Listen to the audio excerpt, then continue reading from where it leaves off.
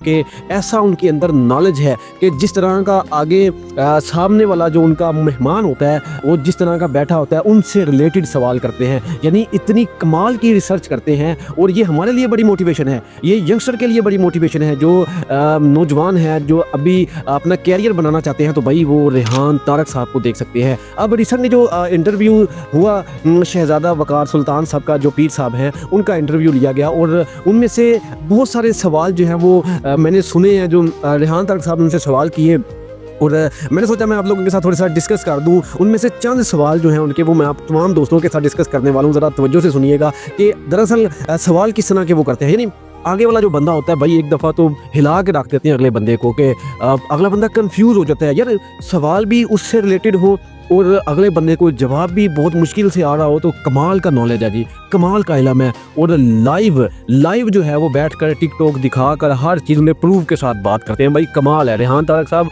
क्या बात है आपकी। ऑलरेडी मैं आप पर 3-4 वीडियोस बना चुका हूं। मैं जब भी आपके इंटरव्यूज़ देखता हूं मेरा दिल करता है कि मैं आप पर वीडियो बनाऊं। हमारे यंगस्टर के लिए आप मोटिवेशन हैं, हमारे तमाम जितने भी नौजवान हैं उन तमाम लोगों के लिए भाई आप हीरो हैं, आप एक मोटिवेशन है। मैं आपका थोड़ा सा तारफ़ करवा दूं कि आप एंकर पर्सन हैं, आप एक चैनल को रन करते हैं, आप यूट्यूब पर आते हैं, आप यूट्यूब पर अपनी वीडियोज़ अपलोड करते हैं, आप मुख्तलिफ लोगों के पॉडकास्ट करते हैं और भाई कमाल के पॉडकास्ट करते हैं। आपके हर पॉडकास्ट में नॉलेज होता है और सीखने को मिलता है।